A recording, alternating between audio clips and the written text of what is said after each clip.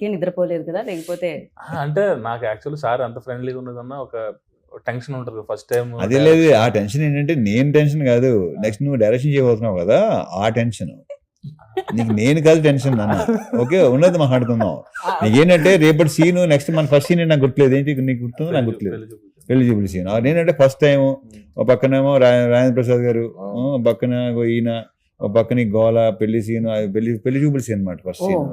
So నీకేంటంటే scene పట్ల tension తప్ప నాన్న. సార్ వచ్చిన తర్వాత మొత్తం కూల్, చాలా ఫాస్ట్ గా అయిపోయింది అప్పుడు సీన్, టైమింగ్ పర్ఫెక్ట్ గా కుదిరింది. సో యాక్చువల్గా దానికే చూసా టైమింగ్.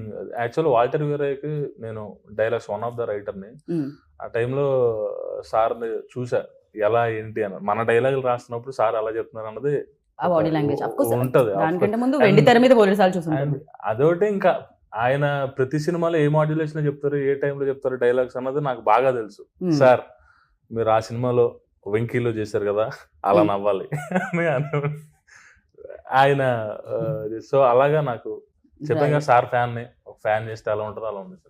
పేపర్లు చింపి విజిల్స్ వేసి ఫస్ట్ షో లైన్ లో నుంచొని దగ్గర నుంచి యాక్షన్ కట్ చెప్పి రవితేజ గారికి షార్ట్ ఉంది కొంచెం పిలవండి అనే వరకు వచ్చారు మీరు. ఇది అసలు ఇదొక పెద్ద కళ అన్నమాట, అది కాస్త ఫుల్ఫిల్ అయింది. అండ్ ఫస్ట్ సినిమా అనగానే సరే మనం అడుగుతాం ఎక్కడ భయపడ్డారు ఏంటి అని, at the same time memories చాలా ఉంటాయి కదా. ఒక బెస్ట్ మూమెంట్ ఇప్పటికీ అర్థం కాదు నాకు ఎందుకు బెస్ట్ మెమరీస్ బెస్ట్ మూమెంట్స్ ఏంటండి, ఏం జరిగిందండి అక్కడ మామూలుగా ఒక క్రేజీ థింగ్స్ అని భలే ఉంటాయి ఇలాంటి అడగండి క్రేజీ థింగ్స్ మూమెంట్స్. ఆయన బర్త్డే కి మళ్ళీ మేము ఆ బెస్ట్ మెమరీ ఇద్దామని ఆ వీడియో కట్ చేసి వాట్సాప్ గ్రూప్ లో ఆ మెమరీ. ఈయన బర్త్డేకా? బేసిక్ గా మన ఇంటర్వ్యూని బయట ఎవరు రోస్ట్ చేయక్కర్లా, రవితేజ గారు కంటిన్యూ రోస్ట్ చేస్తారు. రవితేజ గారు వస్తే అసలు అందుకే ఇందాక అడిగారు మీరు ఇవన్నీ ప్రిపేర్ అవుతాయి, నేను ప్రిపేర్ అయింది జరుగుతుందా ఇక్కడ? అసలు బయట ఛాన్స్ ఎవరు ఆయన సెట్ లోనే maximum. But I love that energy like crazy. Yeah మీరు పాపం మీ మెమరీని అక్కడతో ఆపేశారండి ఆయన.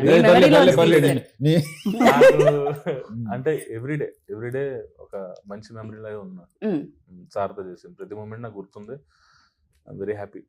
రైట్ సార్, నేను మిమ్మల్ని అడగా అనుకున్నా సార్, ఇన్నేళ్లుగా ఇండస్ట్రీలో సేమ్ అదే ఇమేజ్తో అదే క్రేజ్తో ఆల్మోస్ట్ లైక్ అంటే ఒక డ్రాప్ ఇలా అయినా మళ్ళీ దానికి 100 రెట్లు ఎగిసిపడ్డం అంటాం కదా, సో రేజ్ అవ్వడం.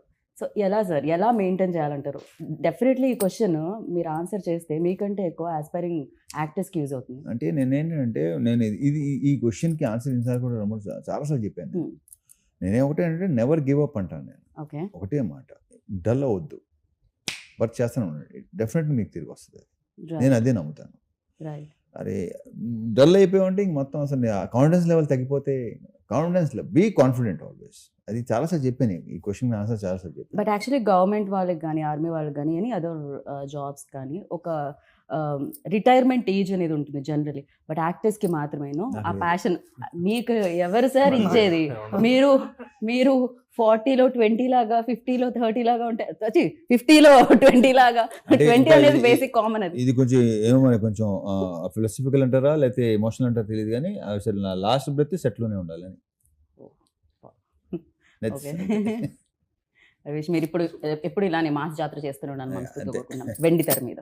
సో యా, అండ్ ఆది గారు మీ టైమింగ్ మరి జనరల్లీ నేను ఏమని విన్నానంటే మీరు యాక్టింగ్ చేసేటప్పుడు ఇన్ఫ్యాక్ట్ మీరు కూడా మీ ఇన్పుట్స్ ఇస్తూ ఉంటారు, సో మీ డైలాగ్స్ ఇస్తూ ఉంటారు, అప్పటికప్పుడు మీ సీన్స్ రాస్తూ ఉంటారు అని విన్నాను. ఎంతవరకు చిన్న ఇంటరప్షన్ అది ఈ విషయంలో నేను చెప్తాను. నేను బేసిక్గా ఆది కానీ లేకపోతే శ్రీనివాస్ రెడ్డి అంత ముందు చాలా మంది ఎవరైతే చేస్తానో నేను ఒకటి చేస్తుంటే వాళ్ళు కొన్ని చెప్తుంటారు, డెఫినెట్ తీసుకుంటాను నేను. వాళ్ళు స్పాంటేనియస్ గా, వాళ్ళకి బాగా బేసిక్గా రైటర్స్ కూడా కాదు వాళ్ళు ట్రాక్స్ రాస్తారు, మొత్తం దాన్ని ఏమంటారు మీరు చేస్తారు కదా స్కిట్స్, ఏది రాసేస్తానే వాళ్ళే కదా. సో వాళ్ళు చాలా నాకు వచ్చింది డెఫినెట్ గా చేస్తుంటాను, ఎందుకంటే స్పాంటేనిటీ అనేది నేను నమ్ముతాను దాన్ని. డైలాగ్ కాకుండా ఎక్స్ట్రా కూడా చేయటం అనేది భాను మనుషులు అడిగాడు, అది ఒకటే, అది ఎలా వస్తుందని నేను అడిగేవాడు తను, అదంతే. అందుకని నా డైరెక్టర్స్ నాకు కట్ చెప్పరు, ఈ విషయం ముందు చెప్పాను, కట్ ఎప్పుడు చెప్పలేదు నాకు, ఇంకైనా ఎత్తాడేమో అని చూస్తుంటారు వీళ్ళు. సో అలాగా ఆది కొంచెం కట్ చెప్పా నువ్వు కట్ చెప్ప మీరేంటి ఒకటే టేక్ లో మొత్తం సినిమా కట్ చెప్పా నువ్వు అని అంటారు, ఏదైనా ఇస్తారేమో బట్ అది అది కొన్ని దాన్ని ఇంప్రూవైజ్ చేసి ఇలా చేస్తే బాగుంటుంది చాలా చెప్తుంటారు. ఫస్ట్ డిస్కషన్స్ అనేది జరుగుతుంది, లేకపోతే టేక్ లో అయిపోయిన తర్వాత స్పాట్ లోనే ఇప్పుడు ఒక టేక్ అవుతుంది, టేక్ అనగానే ఇలా చేస్తే బాగుంటుంది ఇంకోటి అనుకోండి, రాధి చెప్తారు లేదా ఇంకోటి ఎవరు చెప్తారు, అయ్యా అది ఉంది. నా వరకైతే నేను సీన్ పేపర్ తీసుకెళ్లి ఇచ్చి రాసేసాం, అయిపోయింది అయిపోయింది, నువ్వేమనంటే వేసి అంటే ఇక్కడ బాగా ఉందనంటే లేదు లేదు ఏదో వేస్తావు ఒకటి. సినిమాకి మాక్సిమం అంత అవసరం రాలేదు, ఎందుకంటే అన్న మీకు తెలుసు కదా సామాజిక వర్గం అన్న సినిమా అంత హిట్ అయిందంటే దానికి డైలాగ్స్ అక్కడ నుంచి మీకు తెలుసు కదా మీకు తెలుసు కదా మీకు తెలుసు కదా అన్నారు, సామాజిక వర్గం గురించి కదా. అవును, మీరు హోస్ట్ చేశారు కదా, అందరికీ తెలుసు. ఎందుకంటే ఆ సినిమా డైలాగ్స్ వల్లే అంత బాగా ఆడింది, అంటే ఆ డైలాగ్స్ రాసింది ఈయన కాబట్టి. డైలాగ్స్ పరంగా ఈ సినిమాలో అసలు మీకు ఫస్ట్ హాఫ్ సెకండ్ హాఫ్ అసలు బేభత్సంగా ఉంటాయి, చాలా కావాల్సిన డైలాగ్స్ ఉంటాయి ఎంజాయ్ చేయడానికి, కానీ అలాగే మాస్ రిలేటెడ్ డైలాగ్స్ కానీ హీరో గారు చెప్పేవి అవన్నీ అదిరిపోతాయి. ఇంకా హీరో గారు చెప్పినట్టు ఆయన నిజంగానే ధమాకా సినిమాలో నేను నా just half day shoot, half day just Rao Ramesh గారికి నాకు మధ్య ఆయన్ని కారులో డ్రాప్ చేశారు, హాఫ్ డే షూట్. అది తర్వాత అక్కడ పేలిన 2 జోకులు ఎడిటింగ్ టేబుల్ మీద సార్ చూసి ఈ ట్రాక్ డెవలప్ చేయండి అని ఆ సినిమా అంతా డెవలప్ చేయించారు. అది అలా డెవలప్ అయిన ట్రాక్ అది. లైక్ అంటే డెఫినెట్ గా ఒక ట్రాక్ డెవలప్ అవుతున్నప్పుడు కొంచెం స్క్రీన్ టైమ్ లేదు, ఒక టైమింగ్ ఉన్న యాక్టర్ చేస్తుంటే నేను ఇంకా కావాలి, ఎందుకంటే టైమింగ్ ఉన్న యాక్టర్స్ మనకు చాలా తక్కువ అన్నట్టు, అందులో timing is very important. So అలా ఎంత బాగుంటుంది ట్రాక్ అది హైలైట్ ట్రాక్ రావు రమేష్ గారిది అది. రైట్.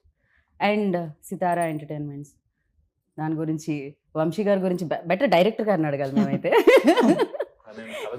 పైగా ఇంకొకటి అండి, ఇక్కడ స్ట్రైట్ ఫార్వర్డ్ ఏదైనా చెప్పేస్తారు, టక్ అక్కడ స్ట్రైట్ ఫార్వర్డ్ ఏదైనా చెప్పేస్తారు, ఎలాంటి దాపరికాలు ఉండవు ముఖం మీద. సో ఎలా ఉండేదండి అసలు ఇటు నుంచి అటు నుంచి స్ట్రైట్ ఫార్వర్డ్, ఇంకా మధ్యలో ఇంకా వెనకాల మాట్లాడే ఏం లేదు. సో అది ఇంకా చాలా హెల్ప్ అయింది సినిమాకి, అంత స్ట్రైట్ ఫార్వర్డ్ గా క్లియర్ అండ్ ఓపెన్. వంశీ గారి స్పీచెస్ ఎంత హైలైట్ తెలుసా, ఆయన ఏమైనా మాడుతుంటే లిటరల్లీ వంశీకి ఫ్యాన్స్ అసోసియేషన్ ఉంది. ఎగ్జాక్ట్లీ, ఆయన ప్రెస్ మీట్ పెట్టారంటే మామూలుగా ఉండదు అసలు. అలా నాకు తెలిసి ఏ ప్రొడ్యూసర్ కి ఆ రకంగా ఫ్యాన్స్ ఉండరేమో. అంటే ఆయన సినిమా మీద కూడా ఓపెన్ గా ఆయన వచ్చి చెప్పగలుగుతారు, ఇది ఇది ఇది ఇక్కడ అవ్వలేదు, ఇది ఇక్కడ అయ్యింది అని. అంటే అది చాలా తక్కువ మందికి ఉంటుంది అది యాక్సెప్ట్ చేయడం, అండ్ మళ్ళీ ఇంకోటి వస్తుంది ఇక్కడ కొడుతున్నాం అని చెప్పడం, దట్ కాన్ఫిడెన్స్ లెవెల్. ఆయన కథ చెప్తున్నప్పుడు నేను చెప్పాను, కథ విన్నారు అంత బాగుంది, తర్వాత మనం ఎడిట్ లో చూసినప్పుడు ఆ డైలాగ్ గుర్తు లేదేంటి నువ్వు చెప్పినప్పుడు అన్ని గుర్తున్నాయి ఆయనకి, అంత మెమరీ ఉంది. మళ్ళీ అదేంటి అది ఆయన బాగా నవ్వుకున్నాను, ఆ డైలాగ్ లేదేంటి అది ఉంది అని మళ్ళీ అలాగా అతనికి మెమరీ కూడా చాలా ఎక్కువే. రైట్, బాగా అంటే విన్నట్టుగా ఉంటారు కానీ అన్ని వింటారు. అండ్ ప్రొడక్షన్ వాల్యూస్ గురించి ఇన్ని సినిమాలు చేస్తున్నారు, ఇన్ని సక్సెస్ఫుల్ కడుతున్నారు, సో అడగాల్సిన అవసరం లేదు, మీరు అడిగిందా ఆటోమేటిక్ గా ఇచ్చేసి ఉంటారు. సో శ్రీలీల గారితో మీకు ఏమన్నా ఒక పాట ఏదో మీకు ఉంది అని మేము విన్నామండి.